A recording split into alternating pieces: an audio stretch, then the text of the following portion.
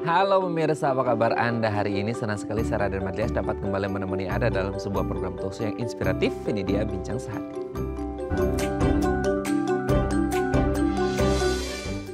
Ya pemirsa, pernah nggak Anda bertemu dengan seseorang atau berinteraksi gitu ya dengan seseorang yang kayaknya dalam hitungan detik gitu ya, itu bisa berubah kepribadiannya, bisa berubah karakternya, dan semuanya bisa berubah sampai Anda bingung, ini orang sebenarnya yang aslinya seperti apa sih? Nah, barangkali orang ini mengalami yang namanya gangguan disosiatif. Nah, ini salah satu gangguan kesehatan mental yang mungkin bisa terjadi pada siapapun dan dimanapun dan kapanpun. Nah, hari ini kita akan membahas nih gimana cara mengenali dan mengatasi gangguan disosiatif. Nah, sebelum kita membahasnya, kita mau membahas terlebih dahulu beberapa mitos atau fakta seputar kepribadian ganda. Mungkin Anda sering ya mendengar istilah kepribadian ganda, mungkin entah dalam kehidupan sehari-hari atau lebih banyak mungkin kayak di film atau sinetron gitu ya. Itu kan ketara banget ya orang dengan kepribadian ganda bisa melakukan ini, itu, dan lain sebagainya.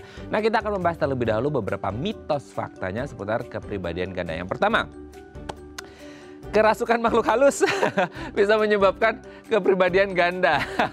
Ini mungkin pernah ya kita dengar ya di masyarakat kita bagaimana orang yang berkepribadian ganda ini katanya kerasukan makhluk halus. Wow, anak sing ngirim kie gitu ya. Ada yang ngirim ini kayaknya ya, ada kerasukan gitu kan, kesurupan. Nah, sebenarnya ya sesuatu yang invisible ya, sesuatu yang tidak terlihat gitu ya. Kalau physically kan mungkin luka, gores atau segala macam bisa kelihatan. Tapi kalau untuk sesuatu yang bersifat kepribadian, mental gitu ya, ini sesuatu yang agak abstrak ya, kita tidak bisa melihat secara langsung. Jadi terkadang kita berpikir bahwa ada sebenarnya banyak yang aware dengan kesehatan mental, tapi akhirnya banyak yang belum aware juga dan akhirnya berhubungan dengan hal-hal yang mistis gitu ya. Ada mitos-mitos yang berkembang selama ini, ada hubungannya antara orang kepribadian ganda dengan makhluk halus yang merasuki gitu ya, possessed by the ghost. Serem banget ya. Jadi akhirnya kayak kok kadang-kadang A, kadang-kadang B. Nah, nanti akan kita bahas apakah ada hubungannya antara kepribadian ganda dengan makhluk halus. Oke, kita lanjut pada yang kedua. Orang dengan kepribadian ganda hanya cari perhatian, caper, cari perhatian. Kadang-kala kita kalau ngomongin tentang mental health atau kesehatan mental, kita berpikir bahwasanya orang ini tuh kayak haus akan perhatian, haus akan kasih sayang. Makanya di setiap momen mereka bisa saja berganti-ganti karakter sesuai dengan mood atau keadaan situasi ketika mereka ada di lingkungan tersebut. Jadi kita berpikirnya bahwa ini bukan kepribadian ganda, ini hanya sekedar caper atau cari perhatian. Sesuatu yang mungkin mereka susah atau belum dapatkan. Nah, apakah memang hanya berdasar dari sesimpel ingin mencari perhatian sehingga orang bisa berkepribadian ganda, atau sebenarnya ada faktor risiko yang lain yang menyebabkan orang benar-benar mentally diagnosed ini memang benar-benar berkepribadian ganda? Nanti kita bahas ya. Oke, kita lanjut poin yang ketiga. Kepribadian ganda adalah kondisi langka. Nah, sering ya kita melihat bahwasanya aduh kayaknya kalau ini tuh cuma terjadi di sinetron-sinetron ya gitu ya.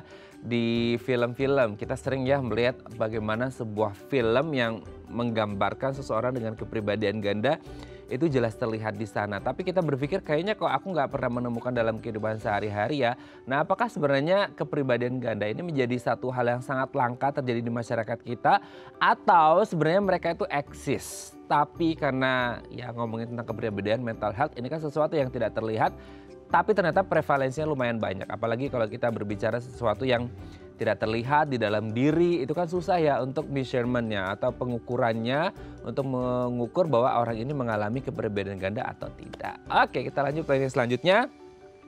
Kepribadian ganda sama dengan skizofrenia. Nah, ini dua hal yang sering kita dengar juga gitu ya, tapi mungkin agak susah bagi kita untuk mendefinisikan secara detail, secara konkret, secara akurat bahwa mana skizofrenia, mana yang namanya kepribadian ganda. Mungkin kita sebagai orang awam di luar psikolog atau psikiater kita agak susah ya untuk membedakan apakah ini memang benar-benar beda atau sebenarnya bisa sama. Nanti akan kita bahas juga ya. Oke, kita lanjut poin yang terakhir. Kepribadian ganda sangat jelas terlihat. Nah, ini lagi-lagi ya kalau misalnya Anda nonton film, nonton sinetron, Anda akan digambarkan secara jelas gitu ya, secara jelas orang dengan kepribadian ganda melakukan apa, memiliki pola pikir seperti apa, hal-hal apa aja yang bisa saja mereka lakukan di luar kenalaran kita sebagai orang yang pada umumnya gitu ya, itu sangat jelas terlihat. Nah, apakah dalam kehidupan sehari-hari, kayaknya kalau lihat di film kita bisa ya ngelihat dalam kehidupan sehari-hari, tapi kalau dalam kehidupan sehari-hari apakah memang benar orang dengan kepribadian ganda ini bisa sangat jelas terlihat sama seperti halnya ketika kita melihat sinetron atau melihat film. Nanti akan kita bahas ya. Oke, itu tadi beberapa mitos fakta seputar kepribadian ganda dan kami akan membahasnya saat lagi. Tetap bersama kami di Bincang Sehati.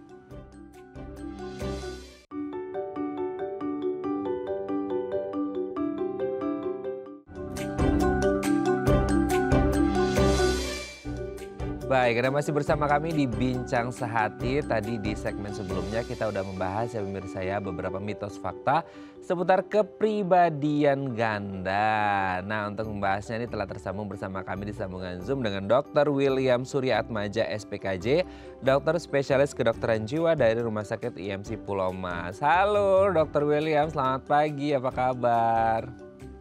Pagi Mas Raden, baik. Mas Raden gimana kabarnya? Kabarnya baik juga, terima kasih dok. Oke dok, hari ini kita ketemu lagi ya di Bincang Sehati. Kita akan membahas seputar kesehatan mental, tapi kita mau bahas dulu beberapa mitos fakta seputar kepribadian ganda. Kita kan sering ya dok ya mendengar istilah kepribadian ganda gitu, yang mungkin ya banyak disamaratakan atau dinilai sama dengan beberapa mental health illness yang lainnya gitu ya. Tapi kita akan mencoba membahas beberapa mitos fakta. Yang pertama adalah katanya orang yang berkepribadian ganda ini gara-gara disebut, wow ini lagi happening juga sekarang ya, film-film tentang horor, hantu, KKN di Desa Penari ya. Jadi ada hubungannya antara kepribadian dengan makhluk halus. Nah gimana tuh? Ini kayaknya sebelum ada film-film horor juga orang pada berpikir ada hubungannya antara kepribadian ganda dengan makhluk halus yang merasuki seseorang. Gimana tuh dok? Betul, bener banget nih Mas Raden. Momennya pas nih ya. Lagi baru ada film KKN Desa Penari, udah gitu sekarang lagi ada film Marvel Moon Knight gitu ya, yang tentang disosiatif ini. Nah, kalau dari segi ilmu psikiatri, jadi kepribadian ganda ini tuh sebenarnya disebutnya dissociative identity disorder, DID, atau kadang-kadang disebut gangguan kepribadian multiple. Nah, ini yang orang sering katakan gangguan kepribadian ganda. Nah, ternyata dalam teori di psikiatri memang gangguan kepribadian multiple atau DID tadi ya, dissociative identity disorder, ini kadang-kadang dianggap sebagai possession atau kerasukan atau kesurupan gitulah ya istilahnya. Nah, apa yang membedakan? Sebenarnya kalau DID yang benar-benar diagnosis dissociative identity disorder atau tadi kepribadian multiple, itu dia tidak boleh terkait suatu budaya atau suatu praktik keagamaan yang dianggap lumrah oleh masyarakat gitu. Jadi kalau di masyarakat kita kan hal kerasukan, nanti arwah siapanya yang baru meninggal kan hal yang normal gitu ya. Nah itu nggak bisa dikatakan ini adalah dissociative identity disorder gitu atau gangguan kepribadian multiple gitu. Jadi dia nggak bisa, dia harus menyingkirkan suatu budaya atau praktik keagamaan tertentu gitu loh, Mas Raden. Gitu. Jadi apakah tapi apakah ada makhluk halus kalau dalam ilmu psikiatri kan kita nggak membahas itu ya, itu lebih ke spiritualitas dan religiusitas seseorang gitu. Oke, pemirsa ya, jadi sudah terjawab ya terkait dengan makhluk halus dan kepribadian ganda. Oke, yang lanjut yang kedua. Nah, ada orang juga yang mungkin masih belum terlalu percaya dengan mental health illness sehingga mereka berpikir orang yang berkepribadian ganda ini cuma caper doang nih dok, cuma cari perhatian aja. Kan agak beda ya dok ya, untuk pas momen-momen tertentu aja kalau cari perhatian. Tapi kalau untuk kepribadian ganda mungkin akan selamanya ya, bukan selamanya, maksudnya memang menetap di situ. Nah ada hubungannya nggak sih antara ini kepribadian ganda dengan hanya cari perhatian aja? Ini mitos atau fakta ini dok? Kalau ini mitos Mas Raden. Kalau benar-benar kepribadian ganda itu tadi ya, DID tadi ya, dissociative identity disorder, dia bukan karena cari perhatian.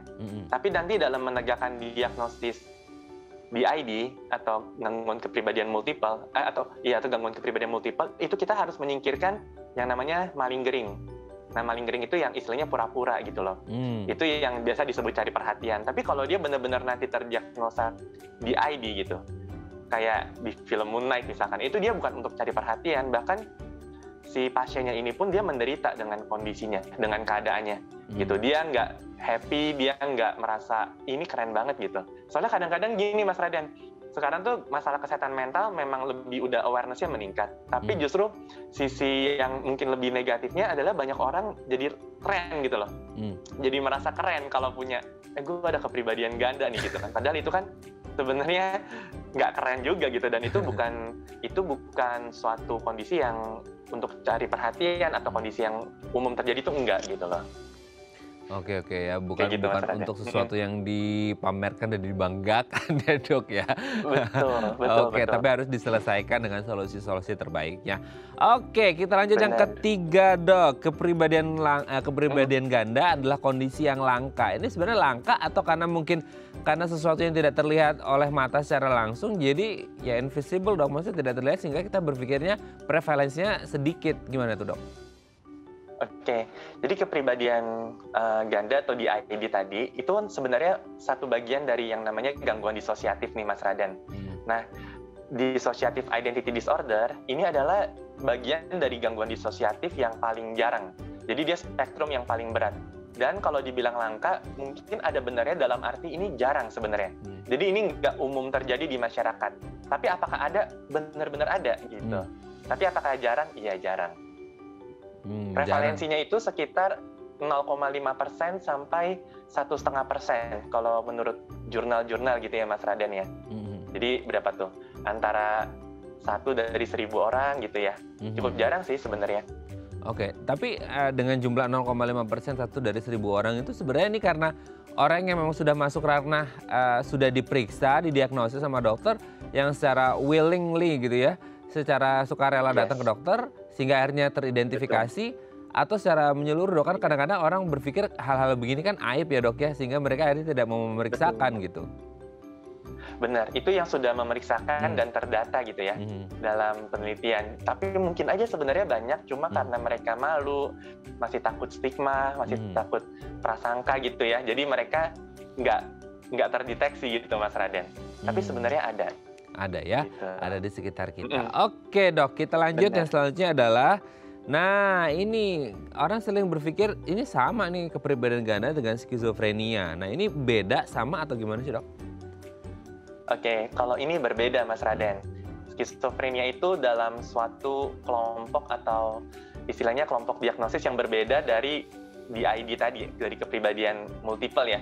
Kalau skizofrenia itu masuknya dalam kelompok psikotik. Nah bedanya apa? Kalau skizofrenia itu dia ada halusinasi, jadi dia mungkin bisa mendengar suara-suara yang nggak bisa didengar oleh orang lain, atau dia memiliki waham atau kita sebut delusi yang kita nggak bisa, yang kita udah kasih bukti yang sebenarnya nggak ada, tapi dia tetap percaya itu gitu loh. Atau dia ada masalah sikap atau perilaku atau pembicaraan yang nggak teratur gitu loh, yang ngomongnya kok nggak nyambung ya, kita nggak ngerti dia ngomong apa, atau perilakunya nggak jelas gitu. Nah itu kalau itu yang kita sebut dengan skizofrenia gitu loh Mas Raden. Beda sama DID ini. DID ini mungkin nanti kita bahas ya di yang topik utama, termasuk dalam gangguan disosiatif. Dia itu lebih ke adanya kepribadian identitas lain gitu loh dalam dirinya. Kalau yang DID itu berbeda. Berbeda ya dengan skizofrenia ya pemirsa ya. Oke, yang terakhir nih dok. Kepribadian ganda ini sangat jelas terlihat. Mungkin karena kebanyakan nonton sinetron atau film ya dok ya. Itu kan digambarkan, itu benar-benar terlihat nyata sekali tindak tanduknya, gerakan, ekspresi. Pokoknya semuanya ya itu udah tergambar gitu ya. Di gambaran kita orang kepribadian ganda itu seperti itu. Tapi apakah apa yang digambarkan di film atau di sinetron itu mewakili bahwa kepribadian ganda seperti ini sehingga ketika kita bertemu sama orang sangat jelas terlihat bahwa orang ini mengalami kepribadian ganda dok? Kalau di film kan mungkin supaya untuk menarik minat tentunya agak didramatisasi ya Mas Raden ya. Bahkan kadang-kadang di film itu terapisnya atau psikiaternya bisa terbunuh tuh kalau di film gitu ya. Dan jadi maksudnya kalau di film itu sering didramatisasi gitu ya. Sebenarnya apakah terlihat sejelas itu? Enggak juga gitu. Bahkan kadang-kadang teman saya juga waktu satu angkatan itu pernah dapat pasien yang dirujuk oleh psikiater. Dia dirujuknya bukan dengan DID, bukan dengan kepribadian multiple, tapi dirujuknya dengan bipolar katanya. Atau kadang dengan depresi. Jadi sebenarnya nggak sejelas itu. Tapi kalau nanti makin berat, biasa orang-orang terdekatnya bisa bisa memperhatikan tuh, bisa aware.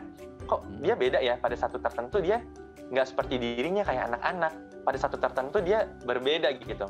Tapi biasanya kalau di masyarakat kita nih Mas Raden, umumnya nggak dibawa ke psikiater dulu ya, biasanya dibawa ke ahli agama dulu, karena tadi tuh dianggapnya ini kerasukan, kemasukan gitu ya, ini ada yang ngerasukin nih gitu, jadi udah diusir-usir dulu lah, udah dieksorsis, udah diruqyah, nah baru kalau nggak berhasil baru tuh dibawa ke psikiater. Jadi biasanya gitu kalau di masyarakat kita. Diusir-usir, nanti bukannya setannya yang pergi, orangnya yang pergi ya Dok ya, diusir-usir gitu. Oke ya pemirsa, jadi memang tidak melulu apa yang digambarkan di film sinetron mungkin hanya ingin menunjukkan bahwa sifat atau karakter kepribadian ganda ini seperti ini, tapi bukan berarti dalam kehidupan sehari-hari jelas terlihat seperti apa yang digambarkan di film atau di sinetron. Hanya visualisasi supaya kita lebih paham gitu ya. Oke, terjawab sudah beberapa mitos fakta seputar kepribadian ganda. Nanti kita lanjut lagi ya Dok ya, kita akan membahas tentang gangguan disosiatif. Oke pemirsa, 021 290 3244 atau DM Instagram kami di @theifamily kalau Anda punya pertanyaan. Kami akan kembali saat lagi.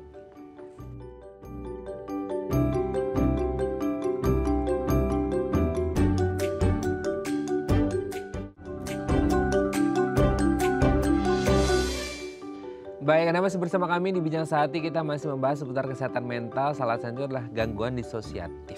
Nah, kalau Anda punya pertanyaan, 021 290 3244 atau DM Instagram kami di @theifamily ya. Oke, kita masih bersama dengan Dr. William Suryaatmaja SPKJ, dokter spesialis kedokteran jiwa dari Rumah Sakit IMC Pulau Mas. Dok, kita lanjut lagi ya Dr. William ya. Oke, tadi udah mitos fakta seputar kepribadian ganda. Sekarang kita ngomongin tentang gangguan disosiatif. Nah, mungkin banyak dari masyarakat kita yang kayaknya belum terlalu familiar ya dengan istilah gangguan disosiatif. Boleh dijelaskan nggak sih Dok, gangguan disosiatif ini seperti apa? Baik Mas Raden, jadi gangguan disosiatif ini itu adalah terputusnya gitu ya, disconnected, terdetach, terputusnya atau terlepasnya integrasi normal dari persepsi atau memori atau identitas. Pokoknya dari diri seseorang itu. Jadi ada yang terputus, ada yang terlepas. Harusnya kan kita ini satu integrasi normal, satu kesatuan ya, satu manusia gitu. Mas Raden ya Mas Raden gitu ya. Tapi kalau misalkan gangguan disosiasi itu ada yang terputus atau ada yang terlepas. Apakah itu memorinya ya, apakah persepsinya, apakah emosinya, apakah identitasnya. Gitu. Itu adalah gangguan disosiatif. Gitu. Itu adalah satu gangguan. Ada jenis-jenisnya nggak sih Dok? Ya, ada jenis-jenisnya nih Mas Raden. Jadi gangguan disosiatif ini biasanya kalau dari saya ambil dari DSM-5 itu adalah kayak buku pedoman para psikiater. Itu dia terdiri dari biasanya ada tiga kelompok besar ya dari gangguan disosiatif, yaitu pertama depersonalisasi atau derealisasi ya. Jadi gangguan depersonalisasi atau derealisasi. Yang kedua namanya disosiasi amnesia. Yang ketiga ini yang tadi kita bahas nih, dissociative identity disorder atau gangguan kepribadian multiple. Nah, tiga ini masuk dalam satu bagian dari kelompok yang namanya gangguan disosiatif. Dan ini beberapa teori mengatakan ini sebuah spektrum, Mas Raden. Jadi kalau masih ringan, gejalanya masih ringan, itu masuknya tadi tuh gangguan depersonalisasi atau derealisasi. Kalau lebih berat lagi namanya dissociative amnesia. Yang paling berat itu namanya dissociative identity disorder atau gangguan kepribadian multiple, kayak gitu.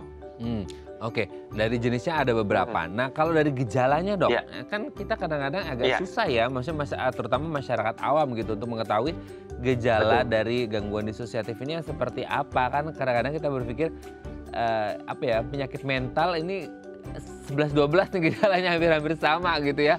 Ngomongin tentang kesehatan, nah, ada nggak sih maksudnya gejala yang khas, yang spesifik kalau orang mengalami gangguan disosiatif ini? Oke, jadi karena tadi ada 3 kelompok ya Mas, ya mungkin saya menjelaskan secara singkat gitu ya, satu-satu yang gejala-gejala khasnya gitu ya. Nah yang pertama kalau yang tadi depersonalization atau derealization disorder, biasa kita sebutnya DDD gitu ya. Ya kalau gampangnya, itu tadi yang paling ringan. Kalau depersonalisasi itu kita adanya terlepasnya dari seseorang, dari diri dia sendiri gitu. Jadi si orang ini, si pasien ini merasa bahwa tubuhnya itu bukan tubuhnya gitu. Jadi kayak seolah-olah tangannya itu bukan tangan dia, atau dia seolah-olah keluar dari tubuh dia dan melihat tubuh dia lagi di ruangan sama orang lain gitu loh. Jadi atau dia merasa kadang dia seperti autopilot kayak robot gitu loh. Jadi dia merasa kayak robot, hampa, nggak ada dia nggak numb gitu ya, istilahnya mati rasa gitu. Itu depersonalisasi. Nah kalau derealisasi yang biasa dikeluhkan pasien, dia merasa sekitarnya itu yang tampak nggak nyata. Jadi kalau depersonalisasi dia merasa diri dia yang nggak nyata. Kalau derealisasi dia merasa sekitarnya nggak nyata. Jadi dia kayak lihat sekelilingnya tuh kayak ada kaca di depan dia. Jadi dia melihat dunia di sekitarnya itu kayak kok ada yang something wrong ya. Mungkin kalau orang habis pakai ganja gitu seperti itu tuh kayak persepsinya berubah, atau dia merasa waktu itu berjalan lebih cepat, atau kayak 2 dimensi, atau warnanya lebih pudar gitu. Itu derealisasi. Atau seperti mimpi, jadi sekitarnya itu kayak berkabut, atau ini kayak mimpi aja gitu. Nah itu depersonalisasi dan derealisasi tuh Mas Raden. Nah kalau yang lebih tadi lebih meningkat lagi gejalanya ya, kita sebutnya kan dissociative amnesia nih Mas Raden. Namanya amnesia berarti terkait sama memori, sama ingatan gitu. Nah itu gejalanya apa? Dia ada melupakan suatu peristiwa yang umumnya sih terkait sama peristiwa traumatik, dan dia lupa terkait hal itu, tapi dia nggak bisa termasuk kategori lupa yang normal. Jadi dia bisa aja lupa kejadian 2 tahun terakhir. Jadi dia merasa diri dia adalah masih di 2 tahun lalu. Karena di 2 tahun terakhir dia itu pernah mendapatkan abuse dari keluarganya kah, atau dari ayah tirinya, atau temannya kah, mengalami pelecehan seperti itu ya. Jadi dia kayak lupa aja gitu. Dia lupa kejadian 2 tahun terakhir, bisa sampai seperti itu. Itu dissociative amnesia. Nah yang paling tadi, yang kalau paling yang di spektrum paling yang beratnya gitu ya, kita sebutnya dissociative identity disorder, atau gangguan kepribadian multiple, atau kalau di kita biasa disebut kepribadian ganda. Itu dia yang pecah itu, yang terlepas adalah identitasnya nih Mas Raden. Jadi kalau yang tadi yang kedua memorinya, yang pertama persepsinya, kalau yang ketiga identitasnya. Jadi dia seperti membentuk identitas baru gitu. Jadi misalkan kalau seseorang ini mengalami DID atau gangguan identitas disosiatif, dia bisa membentuk suatu identitas yang baru, di mana si identitas aslinya dia bahkan nggak tahu gitu kalau dia sudah menciptakan identitas yang baru. Makanya namanya gangguan kepribadian multiple kan. Jadi seolah-olah ada kepribadian lain. Ya contohnya biar gampang, kayak film yang lagi ngetren sekarang, Moon Knight gitu ya. Misalkan kan ada tokohnya itu tiap malam sampai dia ngerantai dirinya sendiri karena dia tahu dia sering keluar malam gitu dengan identitas yang lain gitu. Nah, jadi itu ada identitas yang baru gitu. Identitasnya bahkan bisa berbeda umur, bisa berbeda gender gitu. Jadi sampai terbentuk identitas yang baru. Seperti itu Mas Raden. Gejalanya. Dan dia biasanya gini. Nah, gejala khasnya gini Mas Raden. Kalau yang dissociative identity disorder ini memang termasuk suatu kondisi yang tadi saya bilang cukup jarang ya sebenarnya. Jadi kita para psikiater nih kalau dapat pasien ini kayak ini langka gitu. Jadi kayak kita pun juga bersemangat gitu kan menanganinya. Nah, biasanya tuh ciri-cirinya sering ada memory gaps. Jadi si pasiennya mengatakan, saya bingung dok, saya pernah tiba-tiba tersadar saya udah di kota lain, udah dengan tiket kereta. Saya mau ke kota Bandung, padahal saya tinggal di Jakarta misalkan. Atau saya tiba-tiba berada di sebuah toko pakaian yang menjual pakaian-pakaian lingerie gitu ya. Padahal pasiennya ini seorang muslimah yang taat gitu loh. Tapi kok dia bisa di toko lingerie gitu ya? Dia bingung gitu. Atau tiba-tiba dia tersadar dia sudah memegang cutter dan sudah menyakiti dirinya sendiri. Kayak gitu. Nah, itu contoh, jadi ada memory gaps. Ada dia pun bingung kok bisa ya, dan bisa beberapa jam sampai beberapa hari. Gitu. Ada yang namanya juga mungkin ini agak kompleks ya Mas Raden ya. Karena ini pun di psikiater pun termasuk yang cukup kompleks sebenarnya gejalanya. Ada yang namanya fugu. Jadi dissociative fugu ya, kalau di Inggrisnya fugue gitu. Jadi fugu ini tadi tuh dia jadi kayak traveler, dia pengembara, dia berpergian ke tempat lain dengan identitas yang baru. Gitu. Bisa seperti itu. Jadi itu bepergian ke tempat lain secara fisik hadir di sana atau secara fisik hadir di sana. Gitu. Secara fisik hadir di sana. Betul. Secara fisik hadir di sana. Nah, itu tadi tergantung tuh dia masuk yang dissociative amnesia atau yang dissociative identity disorder. Kalau yang dissociative amnesia, misalkan dia ditangkap polisi ya karena di kota lain dia berpergian, nah dia masih ingat identitas dia yang lama. Misalkan Mas Raden tiba-tiba ada di kota Bandung gitu ya, terus ditangkap polisi nih karena satu hal. Nah, Mas Raden ketika ditanya masih menyadari bahwa Mas Raden adalah Mas Raden, tapi Mas Raden ingetnya ini Mas Raden masih usianya 2 tahun yang lalu misalkan, atau 1 tahun yang lalu gitu ya. Nah, itu dissociative amnesia. Jadi identitasnya masih sama. Tapi kalau dissociative identity disorder, ketika Mas Raden ditangkap, mungkin Mas Raden bilang namanya bukan Mas Raden, tapi Mas siapa lah gitu. Umurnya mungkin udah umur 40 atau 50, atau bahkan ditangkap dalam bentuk anak kecil yang umurnya mungkin 12 tahun. Kayak gitu Mas Raden. Ada memory gaps gitu ya. Wow. Dan kita istilahnya itu blackouts. Jadi pasien itu mengalami blackouts. Jadi ketika blackout, pasiennya ini nggak sadar apa yang terjadi. Dia kayak pingsan ya, blackout gitu, tiba-tiba tersadar udah di tempat lain atau di kondisi lain kayak gitu. Nah, itu di ID. Gitu, gejalanya gitu. Agak serem ya, Dok ya. Saya dengerin ceritanya dokter aja kayak, hah? Itu beneran ada gitu? Ya kayak gitu ya. Ada ya, Dok? Nah, saya sampai betul. Nah, di terpana. ID. Jangankan Mas Raden, bener. Jangankan Mas Raden, jangankan masyarakat awam ya. Bahkan di ID ini, gangguan dissociative identity disorder ini, itu adalah satu diagnosis yang paling kontroversi di psikiater. Karena kenapa? Karena banyak bahkan para klinisi pun masih ragu, ini beneran ada atau enggak gitu. Karena jarang, nggak semua psikiater itu mungkin pernah melihat langsung atau mengamati. Jadi melihatnya di film kan ya. Gitu. Karena ini emang cukup jarang, Mas Raden. Jadi ini kayak masih diragukan ada atau enggak. Kemudian yang kedua, mungkin ini dianggapnya sebagai bagian dari diagnosis lain. Karena dia mirip dengan yang namanya borderline personality disorder atau gangguan kepribadian ambang. Karena dia sering mengalami self-harm gitu kan ya Mas Raden ya. Jadi sering dianggapnya ini mah mungkin gangguan kepribadian ambang aja nih, lagi mengalami disosiatif gitu. Jadi kayak paling kontroversi gitu. Namun kalau saya pribadi karena pernah melihat langsung, mempelajari langsung, kebetulan waktu itu ada gitu pasiennya pas saya lagi pendidikan juga, jadi kayak, oh berarti beneran ada gitu. Memang jarang loh Mas Raden. Saya udah 5 tahun ini pun baru ketemu 1 gitu, dan memang jarang kok gitu. Oke. Beruntung sekali ya Dr. William ketemu dengan pasien tersebut karena bisa mengetahui lebih mendalam tentang kondisinya seperti apa, dan thanks God-nya adalah mereka menyadari itu dan pergi ke psikiater, ke Dr. William untuk berkonsultasi ya. Ini menjadi hal yang sangat penting juga untuk diketahui secara bersama, karena kalau untuk kayak yang pindah-pindah tadi dengan karakter yang berbeda ini dan secara fisik hadir, ini agak serem juga ya Dok. Gitu. Oke, Dr. William, kita akan lanjut lagi nanti ngobrol di segmen selanjutnya ya Dok ya. Oke pemirsa, 021 290 32 644 atau DM Instagram kami di @dafamily kalau Anda masih punya pertanyaan. Kami akan kembali saat lagi.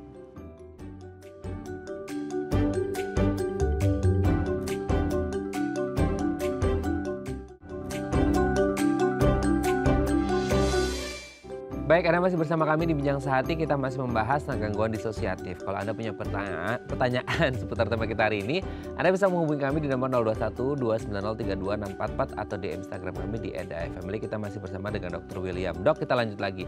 Ini sebenarnya kan tadi di segmen sebelumnya aku dan pemirsa juga mungkin yang menyimak ini lumayan terpana ya dengan bagaimana kondisinya itu seperti itu gitu. Nah, yang menjadi pertanyaan adalah ketika mereka katakanlah secara fisik berpindah, terus ganti ini, ganti itu gitu ya. Itu sebenarnya tadi mungkin disebut mereka tiba-tiba aja gitu ada di kondisi itu gitu. Tapi berarti sebenarnya mereka tidak menyadari secara utuh atau menyadari tapi mereka tidak bisa menolak gitu, atau gimana sih Dok? Yang dirasakan sama mereka ini sadar atau tidak, menolak bisa atau tidak, atau bagaimana itu Dok? Benar, seru ya Mas Raden. Iya, seru banget. Memang kondisi yang kayak di film-film juga sebenarnya ada beberapa yang kebenarannya, beberapa mungkin enggak. Nah, apakah si orangnya, pasiennya, jadi kita sebutnya hostnya ya, host itu si identitas aslinya ya. Ini kita ngomong di ID ya, jadi dissociative identity disorder. Hostnya ini apakah dia sadar ketika dia berubah kepribadian, itu dia nggak sadar.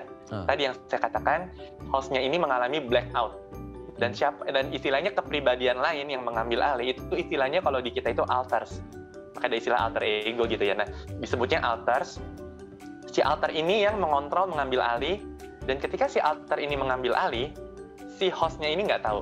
Gitu. Nanti tiba-tiba tersadarnya di mana gitu. Pas si udah selesai terjadi gitu, misalkan alternya ini pergi ke luar kota kah, atau alternya ini ngomong sesuatu kah ke pasangannya atau apa, atau udah melakukan sesuatu, nanti sesudah itu terjadi baru balik lagi tuh ke hostnya. kayak gitu. Jadi si hostnya ini nggak tahu, Mas Raden, kalau pertanyaannya apakah hostnya menyadari tapi nggak bisa kontrol, bukan seperti itu. Nah, kadang-kadang ya tadi yang saya katakan ya, di film kadang agak didramatisir. Saya kasih contoh, saya ambil di film deh ya, biar masyarakat mungkin lebih paham gitu ya. Kalau di film itu kayak yang di Moon Knight kan, pas tokoh utamanya itu ketahuan sama penjahatnya kan, dia kayak nggak bisa gerakin tangannya tuh Mas ya. Ada sempat satu scene di mana dia nggak bisa gerakin tangannya, jadi dia menolak memberikan barangnya itu ke penjahatnya. Jadi dia selalu digerakin, dia nggak bisa menggerakkan tangan. Nah itu bukan yang seperti itu ya. Jadi kalau itu kan kesannya dia dikontrol dan dia nggak bisa mengendalikan, tapi dia tetap sadar saat dikontrol kan. Nah kalau di ID ini tidak seperti itu. Ketika dia berpindah kepribadian, berpindah altar ya, dia berubah jadi altarnya, itu dia udah nggak sadar, dia nggak tahu gitu. Tiba-tiba dia blackouts dan ya udah dia nggak paham. Nah, tapi uniknya kalau jadi yang tadi saya katakan dapat pasien itu Mas Raden, itu bukan saya tapi teman seangkatan saya waktu itu. Jadi kita semua sama-sama bisa belajar, bisa diskusi gitu ya. Itu altarnya itu sadar semuanya. Jadi altarnya ini tahu kalau hostnya ini itu nggak tahu tentang mereka, tapi sesama altar itu saling mengenal. Jadi waktu itu pasiennya misalkan punya 3 altar ya, jadi sesama altar mereka saling kenal gitu, dan mereka kayak mengatakan, iya kita berubah karena hostnya ini lemah banget lah. Jadi hostnya ini nggak berani ngomong, nggak berani konfrontasi, cuma bisa mendem, diem, ya udah kita ambil alih gitu loh. Altarnya kayak gitu. Oke. Jadi wah, ini wow banget sih dok. Ini sesuatu yang wow, pagi ini kita belajar banyak banget ya, maksudnya ini sesuatu yang selama ini ternyata ada ya, mereka itu exist. Ada. Mereka tuh bener-bener eksis ya. Ya mungkin kita pikir cuma di film. Oke, aku masih lumayan terpana sih dok sebenarnya gitu ya. Oke, nah ini yang menjadi pertanyaan besar dok, kenapa ada di kondisi ini, penyebab terbesarnya apa sih dok? Maksudnya apakah dari mungkin genetik, apa mungkin pola asuh, trauma masa kecil, atau karena apa, nanti akan kita bahas ya dok ya, tapi kita mau jawab DM Instagram dulu dok. Ini dari pemirsa, ini dari Pak Michael. Dok, sebagian besar waktu saya untuk berbicara sendiri. Ngomong sendiri kali ya, tapi bukan tentang hidup saya. Jadi seperti menjadi orang lain. Berakting gitu ya, atau berdrama, apa tuh gimana? Kurang paham. Jadi seperti menjadi orang lain. Kondisi ini muncul kapan aja. Apakah itu normal atau termasuk gangguan disosiatif ya dok? Nah gimana nih dok? Nah, bisa jadi ya, karena saya nggak ketemu langsung sama Pak Michael, tapi bisa jadi ini masuk yang namanya depersonalisasi. Tadi ketika depersonalisasi itu terjadi, dia merasa detached dari dirinya sendiri. Jadi seolah-olah tubuhnya ini bukan tubuhnya, atau dia seperti robot, atau ketika dia melihat cermin, kok aku kayak nggak kenal gitu ya. Depersonalisasi. Ini adalah spektrum ringan dari gangguan disosiatif gitu ya. Tapi apakah dia bisa berbicara sendiri? Jadi seolah-olah itu biasanya bukan seperti ini. Depersonalisasi itu dia kayak keluar dari tubuhnya, melihat tubuh aslinya di ranjang atau di ruangan bersama orang lain, atau melihat kayak gitu lah, atau merasa tubuhnya seperti robot. Tapi bukan bisa berbicara, itu berbeda ya. Itu berbeda sama depersonalisasi. Nah, kalau depersonalisasi itu masuk gangguan disosiatif gitu. Nah, kalau ini berbicara sendiri, apakah dia menjadi gangguan? Karena kalau tadi masuk depersonalization atau derealization disorder atau masuk gangguan disosiatif, itu harus mengganggu fungsi dan kehidupannya gitu. Nah, kalau Pak Michael ini tidak terganggu, justru seolah-olah self-talk ya, berbicara dengan diri sendiri, seolah-olah kayak memberikan nasihat atau untuk menenangkan diri, kayak udahlah kamu tenang aja, gak usah marah-marah, kayak gitu doang. Justru malah bagus gitu dan tidak mengganggu, itu hal yang normal gitu ya. Itu hal yang normal, jadi belum tentu gitu. Oke, tapi tadi Pak Michael kalau tidak salah di DM-nya dia tidak berbicara pada diri dia sendiri dan kepada diri dia sendiri, tapi berbicara pretending to be someone else gitu. Jadi kayak menjadi orang lain yang bukan diri dia sendiri. Berarti ini juga sesuatu yang berbeda dari hostnya sendiri dong dok? Berbeda ya. Kalau ini kan Pak Michael sadar. Nah itu dia tadi. Sadar dan tidak sadar. Banyak beberapa, betul. Yang terpenting adalah reality testingnya. Dia menyadari atau enggak. Jadi kalau pada depersonalisasi itu dia menyadari bahwa ketika dia merasa dia bukan dirinya, dia sadar ini something wrong. Bahkan dia takut. Dia takut menjadi, dia takut menjadi gila. Atau dia takut, kayaknya otak saya yang rusak nih. Kok saya mengalami ini ya gitu. Dia sadar ini something wrong gitu. Nah, itu kalau depersonalisasi. Cuma kalau kita kalau kita tadi itu tidak menjadi gangguan, kayak tadi ya saya bilang positive self-talk, itu adalah hal yang normal. Nah, kalau di ID, dia bahkan nggak sadar ketika dia berubah, tapi dia tadi keluhannya itu memory loss, ada memory gaps. Kok tiba-tiba udah beda hari ya? Kok tiba-tiba sekarang udah tanggal segini, kok aku udah di tempat lain, kok aneh nih gitu. Kok tiba-tiba saya udah sama cowok lain, kok saya tiba-tiba udah di hotel sama cewek lain. Nah, kalau kayak gitu. Itu for another reasons ya dok ya gitu. Ya, Oke, semoga bisa menjawab pertanyaan ya Pak Michael ya. Semoga nanti kalau belum puas bisa langsung kontak dokter William untuk konsultasi lebih lanjut. Oke, kita lanjut lagi dok. Ya, melanjut aku tadi mau tanya. Sebenarnya apa yang menjadi faktor terbesarnya sih dok? Genetika, pola asuh kah, trauma kah, atau apa yang akhirnya ada dalam kondisi yang wow seperti ini gitu dok? Betul. Ini penyebabnya ini adalah suatu hal yang kompleks. Tapi kalau dari jurnal dan penelitian ini gabungan antara jadi ada 3 hal yang besar nih Mas Raden. Yang pertama, seseorang ini harus secara genetik memiliki kapasitas berdisosiasi gitu. Nah, maksudnya gimana? Jadi secara di otaknya dia, di bagian hipokampusnya, di bagian amigdalanya itu harus ada yang bisa lebih aktif atau volumenya lebih kecil gitu kalau menurut penelitian. Jadi di tes nih di scan MRI orang-orang yang disosiatif ternyata memang ada kecenderungan yang sama. Jadi secara genetik dia harus memiliki kapasitas atau kerentanan untuk mengalami disosiatif. Jadi nggak semua orang bisa nih mengalami disosiatif itu secara genetik. Nah, yang kedua yang terpenting adalah adanya suatu trauma di masa lalu. Gitu. Memang tidak mutlak 100%, tapi kalau di penelitian itu bahkan sampai 95% itu ada traumanya, Mas Raden. Trauma yang dia waktu masih kecil dulu, dia nggak bisa tangani, dia nggak bisa handle. Traumanya ini juga biasanya berulang atau kronis. Dan kalau dari pengalaman, dari yang saya baca, dari pengalaman pasien itu, biasanya traumanya berupa pelecehan seksual, Mas Raden. Atau ekstrim abuse fisikal yang ekstrim gitu ya. Tapi paling sering itu pelecehan seksual. Jadi dia pernah mengalami pelecehan dan itu mungkin berulang atau mungkin dilakukan oleh beberapa orang. Nah, itu dia bisa menjadi faktor risiko yang sangat besar gitu. Jadi ada traumanya. Bahkan beberapa teori mengatakan ini sebuah spektrum dari akibat trauma. Jadi kalau kita kenal ada namanya PTSD ya, Mas Raden ya. Post traumatic stress disorder. Nah, betul. Itu kan PTSD itu juga ada gejala-gejala disosiatif, kayak ada flashback, kayak ada disosiatif gitu loh. Nah, dianggap DID ini adalah spektrum yang bahkan lebih berat lagi dari PTSD gitu. Ada teori yang mengatakan seperti itu. Jadi dia kayak gangguan berdasarkan trauma. Jadi pertama ada genetik, ada trauma, dan yang ketiga tadi pola asuh. Pola asuh ini dia susah mendapatkan penentraman dari caregiver-nya, dari orang tuanya. Jadi seorang anak itu kan ketika mengalami, misalkan ya, anak mengalami abuse atau mengalami masalah dalam hidupnya, biasanya kan orang tuanya itu bisa menenteramkan. Misalkan, ayo sini sayang, digendong, dipeluk gitu ya, disayang. Nah, tapi kalau ini justru si pasien ini waktu masa kecil, misalkan bahkan dilecehkan oleh justru ayahnya atau ayah tirinya. Dan ibunya itu malah diem aja, sehingga juga dianggap, sehingga si anak ini nggak memiliki kapasitas untuk self-soothing, kita istilahnya itu self-soothing atau menenteramkan dirinya sendiri ketika ada masalah. Gitu. Jadi, nah inilah faktor-faktor yang bisa menyebabkan tadi tuh DID tadi atau gangguan kepribadian multiple.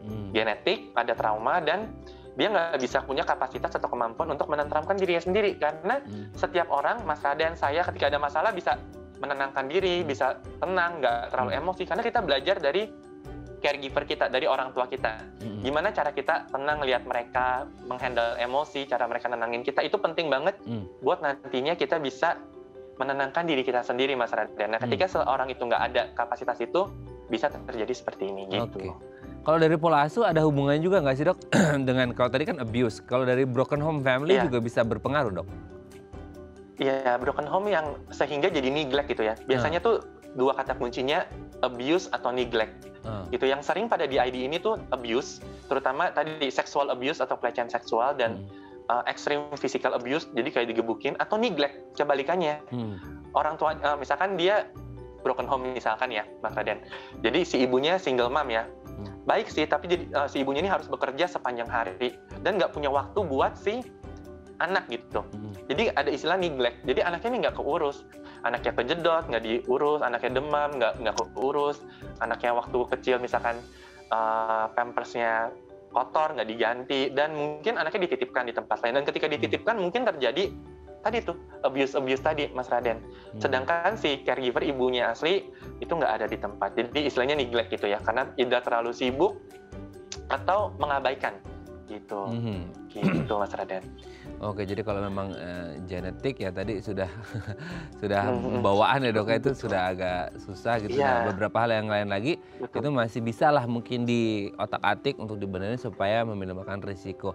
Oke dok, nanti kita akan lanjut lagi. Ini kayaknya nggak kerasa ini baru pertanyaan 1-2 pertanyaan udah mau segmen terakhir aja nih dok. Ini seru banget ya. Ini harusnya kita mau bahas tips, tapi kayaknya kita mau ngomongin lanjutin tentang disosiatif ini, bagaimana apa ya dampaknya ketika ini terjadi pada sehari-hari, mengganggu aktivitas tidak, dan nanti penanganannya seperti apa, treatment apa yang harus dilakukan. Nanti akan kita bahas di segmen terakhir ya dok ya. Oke pemirsa, 021-290-3244 atau di Instagram kami di @dafamily kalau Anda masih punya pertanyaan. Kami akan kembali saat lagi.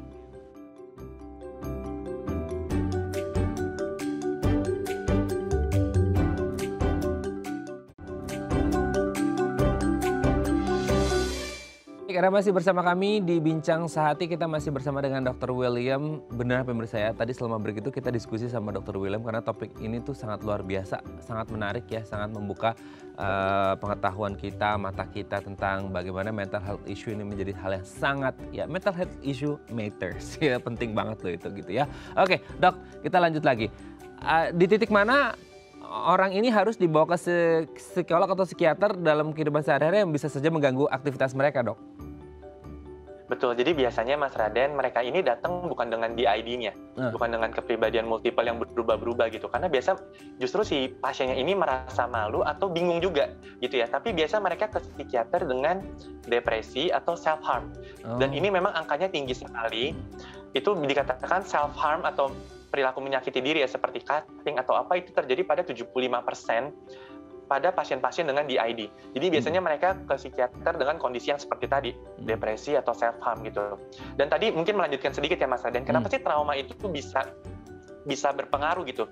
Karena ketika masa kecil, bayangkan seorang anak gitu ya, dia tiap hari harus melihat ayah tirinya atau mungkin ayah kandungnya, tapi yang pemabuk dan sering melecehkan misalkan. Dan itu terjadi tiap hari. Ibunya juga mungkin nggak menolong. Itu kan sebenarnya sangat berat ya di-handle. Buat kita orang dewasa aja ngeri banget bayanginnya. Buat anak kecil apalagi. Jadi mungkin ketika terjadi peristiwa trauma tadi, si anak itu dia membuat disosiatif. Nah, tadi kan ini judul besarnya gangguan disosiatif. Sebenarnya disosiatif itu apa? Disosiatif itu adalah defense mechanism. Jadi sebenarnya cara manusia, cara kita tuh survive, Mas Raden. Cara kita bisa bertahan hidup. Bayangkan seorang anak mengalami pelecehan berulang atau abuse berulang ketika masih kecil gitu. Nah, gimana cara dia selamat ketika dia di-abuse, ketika dia mendapat trauma, dia berdisosiasi. Dia menjadi orang lain. Dia jadi mematikan emosinya, mematikan perasaannya. Nah, itulah disosiatif. Jadi sebenarnya itu adalah sebuah defense mechanism, cara kita survive. Nah, kayak gitu Mas Raden. Mungkin tadi untuk melengkapi aja ya sesi sebelumnya ya. Defense mechanism. Nah, yang kemudian ditanyakan adalah apa yang harus dilakukan, treatment apa gitu ya, mungkin dalam istilah pengobatan apa yang bisa dilakukan, dan ini bisa sembuh nggak sih dok? Itu kan jadi pertanyaan utamanya ya gitu dok. Gimana tuh dok? Betul. Oke, jadi bagaimana treatmentnya ya? Tentunya ini yang pertama nggak bisa sebentar. Apakah bisa sembuh? Bisa berfungsi dengan lebih baik, tapi butuh waktu proses yang lama nih Mas Raden. Kita biasanya menggunakan psikoterapi psikodinamik, atau kita biasanya trauma fokus CBT. Jadi sebuah cara untuk mengatasi trauma. Karena tadi gangguan ini basically-nya trauma. Nah, apa yang dilakukan? Kita ajarkan pasien pelan-pelan tuh cara mengelola stres, cara mengelola ketika itu muncul ada clue-clue, ada yang mengingatkan dia pada trauma, kan dia biasa mau berdisosiasi tuh, mau berubah jadi alters lain kan. Nah, kita ajarin supaya dia tetap menjadi dirinya, supaya dia bisa relaksasi, bisa auto hipnosis ya, bisa menenangkan diri dengan teknik relaksasi, dengan teknik distress tolerance gitu dari DBT lah, itu mungkin agak susah saya jelasinnya ya, karena itu panjang lagi ya. Cuma intinya kita ajarkan dia cara mengelola stres, kemudian kita ajak dia mengintegrasi memorinya. Jadi sebenarnya yang di Moonlight itu ada benernya tuh Mas Raden, kan dia diajak mengingat memori traumatiknya apa. Nah, nanti kita pelan-pelan itu ajak si pasien ini untuk mengingat dan menceritakan memori traumatiknya, tapi sesudah dia diajarkan cara mengelola stres dan relaksasi tadi ya Mas. Dan yang ketiga, tujuan akhirnya adalah kita mau menggabungkan, mengintegrasikan semua alternya menjadi satu dirinya dia, menjadi hostnya. Jadi semua alternya disatukan. Atau kadang-kadang kalau ini terlalu sulit, kita membuat mereka semua berdamai dan saling akur lah gitu loh. Kalau sulit gitu. Jadi kita mengintegrasikan semuanya, begitu Mas Raden. Tapi kalau dalam proses treatment itu ada hal-hal yang memicunya lagi, kan kita tidak ada yang tahu jalan hidup seseorang. Itu bisa kembali lagi menjadi nol lagi dong, Dok? Bisa, tapi mungkin nggak dari nol ya, karena dia udah belajar cara handle stres, cara mengelolanya, dia udah lebih pandai. Tapi namanya hidup selalu tentu terus ada masalah ya, dan biasa itu tuh tadi terapinya itu nggak singkat, mungkin bisa bertahun-tahun Mas Raden. Dan mungkin dalam terapi bisa muncul alter yang baru lagi loh, gitu. Bisa aja juga gitu. Kalau misalkan dia ada kemunduran karena ada stresor lagi atau mengalami abuse lagi gitu. Mungkin tuh Mas Raden. Bagaimana dengan support system? Mungkin keluarga atau orang-orang dekat ini pengaruhnya seperti apa, Dok? Ini sangat penting Mas Raden ya. Jadi kalau yang waktu tadi pasien yang rekan saya dapat itu, tentu support systemnya orang tuanya, ibunya harus kita ajak dan mengenali ya.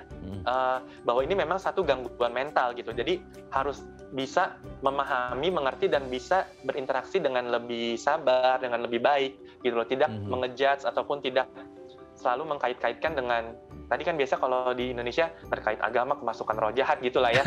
Jadi nggak selalu terkait itu, kita berikan edukasi, karena support system sangat penting. Dan biasa kita ajarin teknik namanya grounding. Grounding itu kita membuat si pasiennya ini kembali tetap ke present moment, ke masa sekarang. Istilahnya sekarang mungkin mindfulness gitu ya, Mas Raden ya. Cuma itu juga panjang lagi bahas mindfulness. Intinya kita ajarin dia teknik grounding gitu loh. Supaya dia tetap sadar di present moment gitu.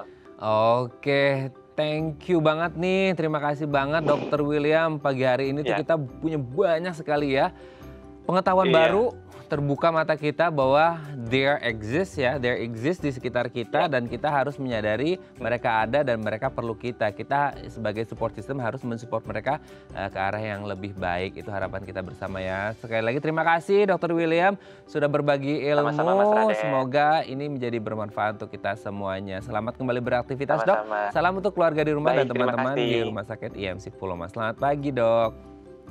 Oke pemirsa, itu tadi perbincangan kita, semoga bermanfaat ya pemirsa ya. Saya Raden Madlia Samit, sampai jumpa dan selamat beraktivitas.